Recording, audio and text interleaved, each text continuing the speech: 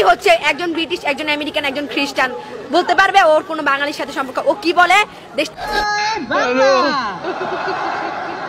জয় বঙ্গবন্ধু, জয় বঙ্গবন্ধু, জয় শেখ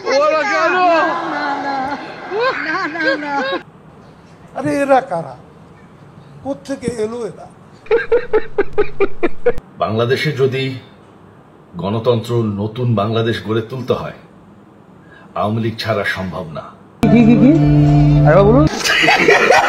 শেখ হাসিনা মরে যাননি, বাংলাদেশ আওয়ামী লীগ ছাড়া গণতন্ত্র নির্বাচন সম্ভব না। আমি জাতির পিতা বঙ্গবন্ধু শেখ মুজিবের কন্যা, শুধু প্রধানমন্ত্রী না। বাপ ছিল কম্বল চোর আর ও হচ্ছে ভোট চোর, বুঝছেন? এক কথায় বলি, আজকে দেশে কোথায় সরকার, কার কাছে আমি বিচার চাইব? কতগুলো আলেমকে হত্যা করেছেন, এতিমকে হত্যা করেছেন, কতগুলো বিডিআর অফিসারকে হত্যা করেছেন। আমি যে কোনো পরিস্থিতির জন্য প্রস্তুত আছি, আমি মাথা নত করব না। জাতির পিতা যদি হতে হয়,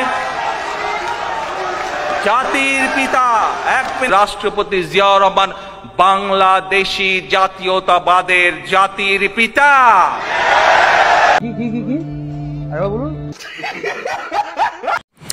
দীর্ঘ 15 বছর শেখ হাসিনা শিখায় গেছে যে জাতির পিতা বঙ্গবন্ধু শেখ মুজিবুর রহমান, আর এখন আওয়ামী লীগ চলে যাওয়ার কারণে সে জাতির পিতা আবার চেয়ে যেতেছে।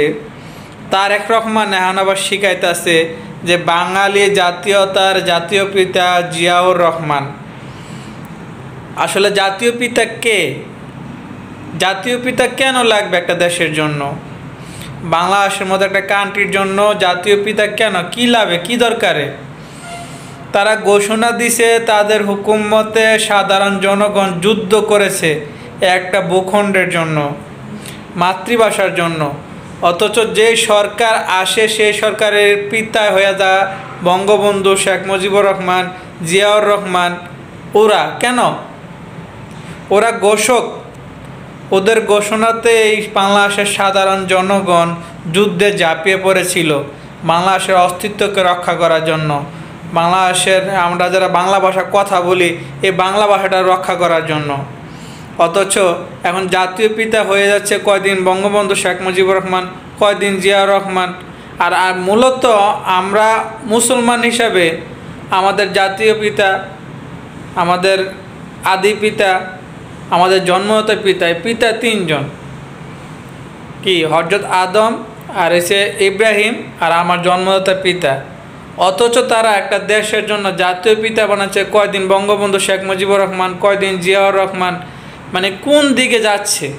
বিএনপি কন, আওয়ামী লীগ কন, যখন যে সরকার এসেছে তাদের প্রয়োজন মতো, তাদের মন মতো আমাদেরকে ইতিহাস শিখাইছে যে যুদ্ধের আগে এরকম ছিল, জিয়া রহমান ডাক দিছে, এ করছে, সে করছে, বঙ্গবন্ধু 7ই মার্চে ভাষণ দিছে। মানে শুরু থেকেই ভুলভাল শিখাইছে আমাদেরকে, সঠিক তথ্যটা আমাদেরকে শিখায় নাই যে সরকারই এসেছে। তো আমার আব্বা বা দাদা যুদ্ধের আগে বা যুদ্ধের পরের ইতিহাস আমাদেরকে বলতো যে এখন যা শিখাইতেছে বইয়ের সাথে বাস্তবের সাথে কোনো মিল নাই। কারণ বই শিখাইতেছে সরকারে, যখন যে সরকার আসে এই সরকারের ইতিহাস তার মন মতো করে লেখাইতেছে। আর যদি নিরপেক্ষ সরকার আসে তাহলে প্রকৃত ঘটনা জানতে পারবে, মানে ওই সময় কী ঘটছিল, যুদ্ধের আগে কি ঘটছিল বা যুদ্ধের পরে কি ঘটছে বাংলাদেশে, বা বাংলাদেশে কীভাবে তৈরি হয়েছে। মানে তখনের ঘটনাগুলো যারা উপস্থিত ছিল তারাই শুধু বলতে পারবে। এরপরে যা বইয়ে শিখাইতেছে বা টিভিতে দেখাইতেছে বঙ্গবন্ধু জাতির পিতা, স্বাধীনতার ঘোষক জিয়া, এই ধরনের যা কিছু শিখাইতেছে, যে সরকার আসতে আসতে সেই সরকারের অনুযায়ী তারা ওইটা প্রকাশ করতেছে, কিন্তু মূল ঘটনা আর অন্য কিছু।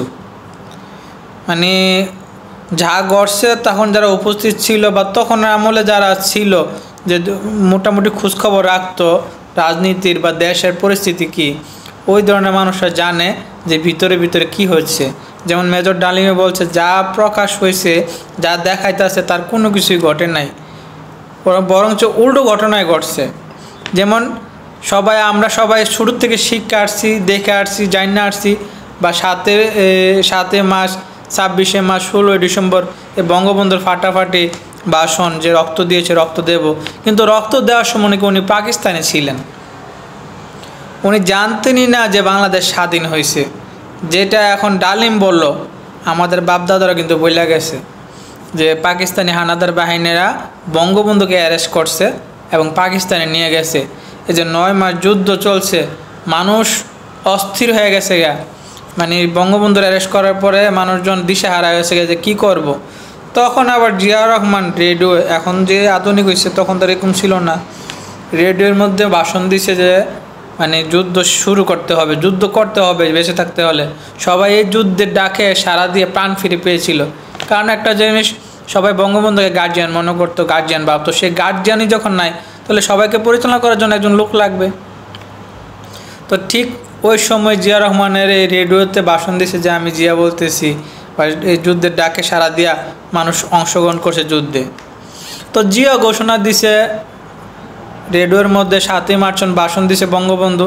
তো এই জিয়া পরিবার আর বঙ্গবন্ধুর পরিবারে 90 থেকে 2024 সাল পর্যন্ত আমাদেরকে তাই শিখায় আসছে, কিন্তু প্রকৃত ঘটনা কি ঘটছে কেউ শিখায় নাই, কেউ জানায় নাই, কেউ প্রকাশ করে নাই, শুধু ওদের মন মতো কইরা ওরা ইতিহাস তৈরি করছে। কিন্তু এই যে এখন মেজর ডালিম যে বলল যে জিয়া রহমানও 4000 মানুষ মানে বিডিআর সেনাবাহিনী হত্যা করছে, এ ধরনের ঘটনা কিন্তু কেউ বলে নাই। আবার বঙ্গবন্ধু যুদ্ধই করে নাই, বাংলাদেশ স্বাধীন হয়েছে এও জানে না, এ ধরনের কিন্তু কেউ কখনো স্বীকার করে নাই। সবাই শুধু এটাই বলছে যে বঙ্গবন্ধুর নেতৃত্ব দিছে, বঙ্গবন্ধুর নেতৃত্বে সবাই ঝাঁপিয়ে পড়ছে, কিন্তু বঙ্গবন্ধুর নেতৃত্ব দিল কই? যদি পাকিস্তানে কারাগারে বন্দী থাকে, আর পরিবার যদি নিরাপদে থাকে, সাধারণ মানুষ হত্যা হয়েছে বা সাধারণ মানুষ নিহত হয়েছে, সাধারণ মানুষ পাও হারাইছে, ওদের কি?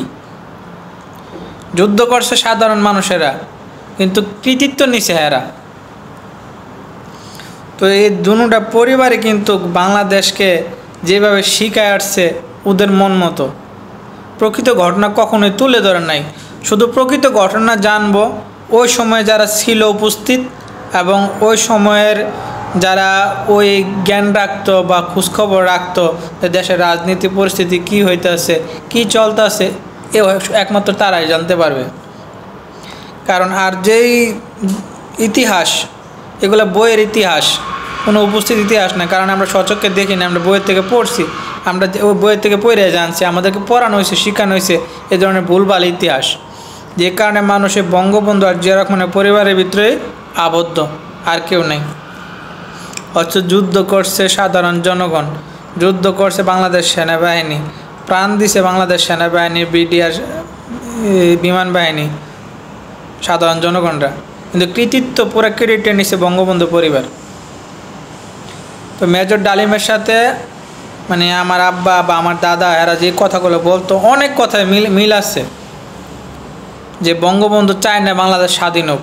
ওদেরকে মস্তিষ্কের মধ্যে এটা ঢুকাই দিয়েছে যে বঙ্গবন্ধুই সব, জিয়াউর রহমানই সব, কিন্তু মেন যে এসে সাধারণ জনগণরা যে যুদ্ধ করছে 9 মাস, সাধারণ জনগণ প্রাণ দিছে, ওরা কেউ কিন্তু যুদ্ধের সময় প্রাণ দেয় নাই। যেটা আবার মেজর ডালিম বলছে যে ওদের প্রতিফল ওরা পাইছে। বঙ্গবন্ধু এত জনপ্রিয় ছিল, তাহলে তাকে খুন করলো কেন, হত্যা করলো কেন? জিয়াউর রহমান এত জনপ্রিয় ছিল, তাহলে জিয়াউর রহমানকে হত্যা করলো কেন? জিয়াউর রহমান যদি এত জনপ্রিয় থাকে, শেখ মুজিব যদি এত জনপ্রিয় থাকে, তাহলে ওদেরকে হত্যা করা হলো কেন? বাংলাদেশের মাথা ধরতে গেলে এরা বাংলাদেশের জনপ্রিয় বা সবার পছন্দের মানুষ, তাহলে ওদেরকে হত্যা করা হলো কেন? কারণ সবার মন মেশাতে মিলে নাই, মানে জনগণের চাহিদার সাথে ওদের কৃতকর্মের সাথে মিলে নাই, যে কারণে যে যেমন কর্ম করছে তেমন ফল পাইছে। এই ধরনের একটা কথাও কিন্তু মেজর ডালিমে বলছে, এটা আমার কথা না। কারণ ওই সময় কিন্তু জিয়াউর রহমান নাকি কোরআন শরীফ ধরে কসম করছে, সেই কসম কিন্তু হ্যাঁ রাখেন নাই। আবার বঙ্গবন্ধু মানে যুদ্ধের আগে যে জনপ্রিয়তা ছিল, জনগণের প্রতি যে ভালোবাসা ছিল, জনগণের সাথে যে কানেকশন ছিল, ক্ষমতা পাওয়ার পরে, দেশ স্বাধীন হওয়ার পর ক্ষমতা পাওয়ার পরে ওই কালেকশন আর নাই। তবে আমরা এতটুকুই শুধু বলতে চাই, আমরা সত্যটা জানতে চাই যে আসলে সত্য ঘটনা কি বা তখন কি ঘটেছিল। কারণ আমাদের আগামী প্রজন্ম আমরা যেন আর ভুলভাল ইতিহাস না জানি, সত্য ঘটনা জানতে চাই, দেশকে ভালোবাসতে, যারা দেশকে ভালোবাসছে, দেশের জন্য জীবন দিছে, তাদের মেন ঘটনা বা মেন কাহিনী আমরা উদ্ধার করতে চাই এবং সত্যটা শিখতে চাই। ভালো থাকবেন, আল্লাহ হাফেজ।